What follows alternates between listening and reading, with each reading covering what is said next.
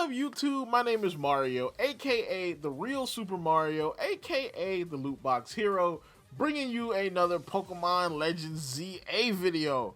Alright, so we got some pretty interesting stuff today. So we have some news on Pokemon ZA. Riddler Khu has started talking again. We have some interesting news on two other possible Pokemon games. I did reference in the last video that Riddler Khu said that there were 3 titles coming in the near future for Pokemon, and we have some interesting not theories, but information on what those other 2 games could be. Of course, take it with a grain of salt. It is rumors. And we have some Switch 2 news to sprinkle on this just to make it that much more interesting. So Central Pokemon Leaks has some Switch 2 news coming out of the manufacturing of the system itself. So we have some specs. We have the size of the screen. We even have a mock-up. So that's going to be interesting. We have the Pokemon sales data. We're going to talk about that as well as a lot more in the show. If you want to continue getting videos like this from me, like, comment, subscribe, hit the bell button, do all that good stuff that YouTube requires you to do to continue getting videos from me. Follow me at twitter.com/RSMario128. Like my video tweet, share my video tweet, and I will shout you out at this portion of the video. Like today's lucky Twitter denizens, we have Gray Falcon Overwatch, who liked my Overwatch mid-season patch video. Thank you, because that video needs help. That video needs all the help it can get. If you are an Overwatch fan, if you're interested in Overwatch, I did a coverage on the mid-season patch. You can check that out as well. We have UviaTube, who liked my last Switch video. Who retweeted my last Switch video. Thank you for that. You don't have to just like it. You can also retweet it, or you can do both. You can do either one if you want to. Then, of course, the dirty one, he liked my last Switch 2 video tweet. So that was awesome. And apparently, your boy is kind of popular because, Tucker Carlson himself actually retweeted my video tweet. So no wonder that video did pretty good, because, your boy got retweeted by Tucker Carlson because, love him or hate him, he apparently is interested in the Switch 2. So, you know what I'm saying? Of course, if you want to be like these guys, just either like my video tweet or retweet my video tweet, or both, and I will get the notification and I will shout you out on the next video. Sometimes videos are recorded in advance, so you might not get the shout out until a little bit later, but it is what it is, though. I will shout you out, all right? So let's get on into this. So we have Central Pokemon Leaks. Nintendo Switch 2 new leaks. It appears information from the manufacturer has started to leak out. We have 12 gigabytes of RAM, which basically is going to be 2 6-gigabyte LPDDR-X5 or 5X, which is the newest, stick of memory coming out of Samsung right now. It's going to be 256 gigabytes of USF 3.1 internal storage, which is basically like, it's like SSD, all right, like solid state drive. Also from Samsung, which is going to be a running trend with this system. And it seems like both the console and the controller will have microphones. So that's something that we've seen with Nintendo consoles before. I believe the Wii had a mic in the Wiimote, and I believe the Wii U had a microphone in the actual tablet thing. So that's something that we've actually seen before. So I mean, from the looks of it, we can kind of compare this system to like a slightly more powerful version of the Series S. All right, so if you know, Microsoft has 2 systems. They have the Series S and the Series X. Now, the Series S is kind of like the economy class, you know what I'm saying? That's like the one that is a little bit less powerful than the Series X, but it still can run those games. And the Switch 2 is probably going to be somewhere in between Series S and Series X when it comes to power. So that's not bad. To be honest, I think that's a perfect little spot for the system, because it makes it powerful enough that it can play current generation games, but not so powerful that it's going to be massively expensive. You know what I'm saying? So I think that's actually perfect. Now the problem with that is a lot of people say that the Series S actually creates like a bottleneck in the industry. Because of course, if you want your games to go on Game Pass, if you want your games to go on Microsoft, period, your game has to run on the Series S, which means that it kind of waters down how powerful the games can actually be, because they all have to run on the Series S. So, you know, maybe the Switch 2 will be part of that bottleneck as well, but it probably won't weigh games down as bad as the Series S allegedly does. So next we have from Centro, we have, based on leaked parts, here is a to-scale mock-up of the Switch 2 size compared to the OG Switch and the Steam Deck via Family boards. So here's the mock-up here. And you see that it looks pretty good as far as like, well, this is a mock-up, you know, by the way. But it's definitely bigger than the OG Switch.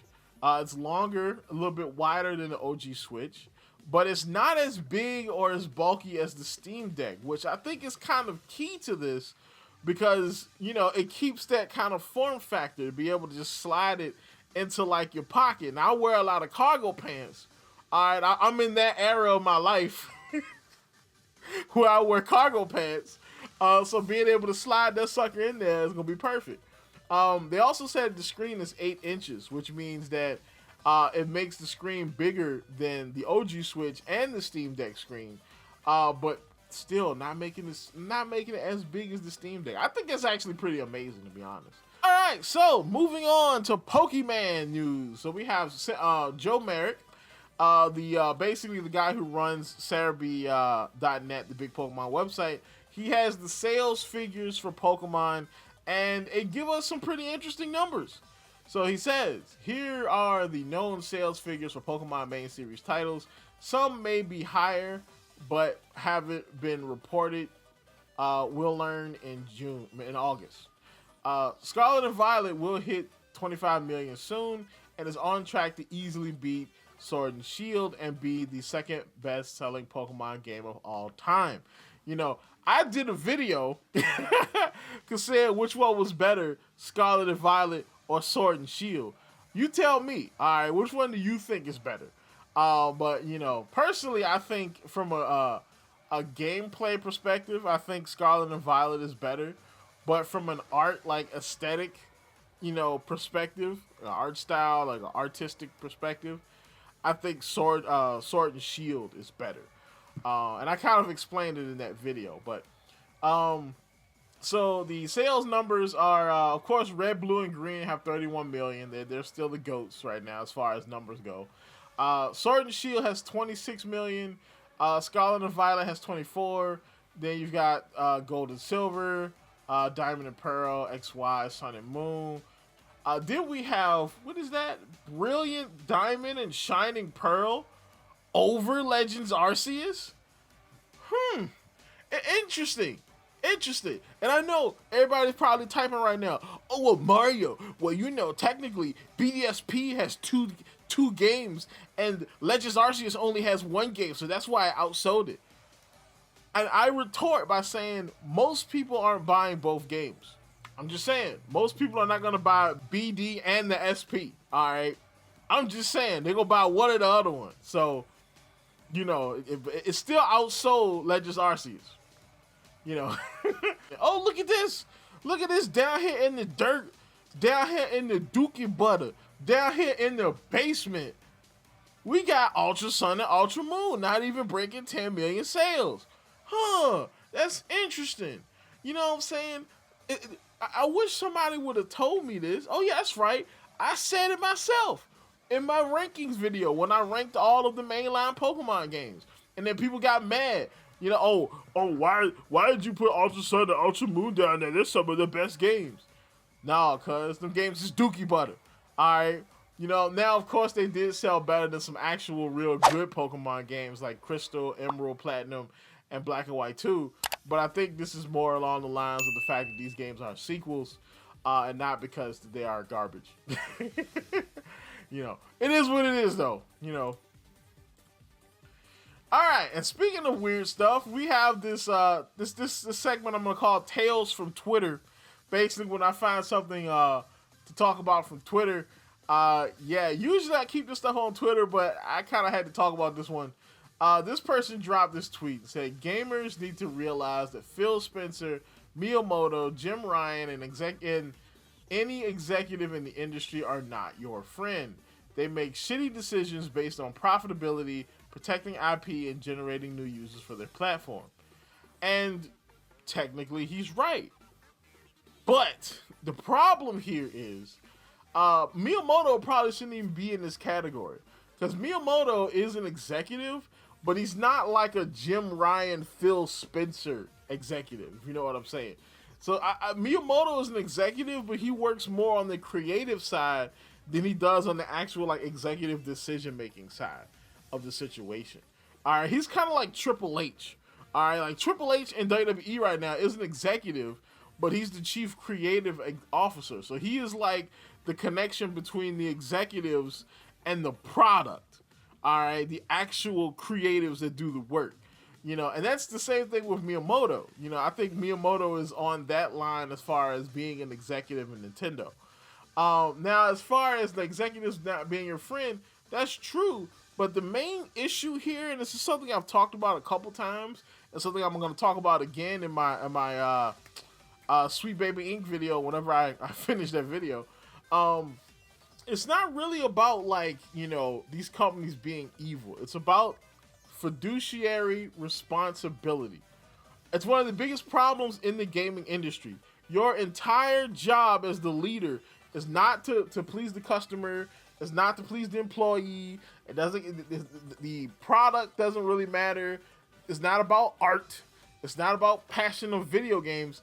It's about pleasing the shareholders so that they can continue to fund the company. It's about keeping that stock price up because that stock price is the value of the company. That's what it is. All the decisions being made in game companies are based around stock price.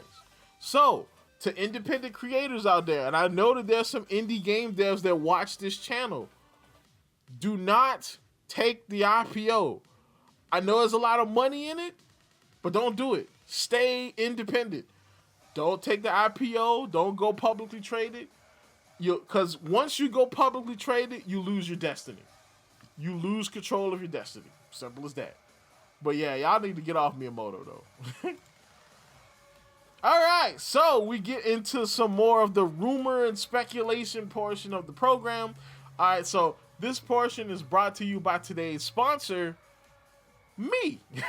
So my Clips channel. All right, so I started I didn't start a new channel. I just took the streaming channel and made it into a Clips channel where basically I put up clips from the videos from all of my channels. So this way it's a little bit more digestible. You know, think of what Asmongold does with his channel. All right, because I've been watching some of the Asmongold clips, and I'm like, having a clip channel is not a bad idea. You know what I'm saying? If you don't want to watch a full, big, beefy, girthy video from me, you can get a nice little tidbit. You know what I'm saying? So check out my Clips channel. There's a couple of clips down there now from some of my past videos. Some of my second channel videos are also going to be put up there as far as clips too. So check it out. All right, now we get into the good stuff. So we got Riddler Khu. He says, have you prepared for Gen 10 on the 30th anniversary? So a lot of people have been saying that Gen 10 is probably not going to make the 30th anniversary, which is 2026. This kind of sort of confirms it. You know what I'm saying? So Gen 10 2026. And that's not bad because that gives them a whole couple years to actually flesh this game out and make it awesome. The other thing is, if Gen 10 does come out in 2026, that basically means that game is probably going to be a Switch 2 game. So, you know, that's going to be interesting. Orly Wall said, so are we getting any Pokemon game this year? And he says, only focus on the card game app, which is Pokemon Trading Card Game Pocket, which we're going to talk about in a couple minutes. So, then Riddler Khu goes on to say, Ikaku will not be out early next year. So basically means that first quarter 2025 is probably not gonna be it. So maybe second or third quarter. Third quarter seems like it could work. I can't remember if we've ever had a Pokemon game release in the summer, but it's possible though. It's possible. I mean, because it would be kind of crazy if this game released fourth quarter of next year. Like, that would be. I mean, I would take it, but that's a long time with no Pokemon game though. Like, that's a long time to be playing the daggone Pokemon trading card game Pocket. So I'm saying maybe second, third quarter of next year. So then, of course, somebody asks, is there any news on the starters? And he says, you're going to know within this year. So probably June, more than likely.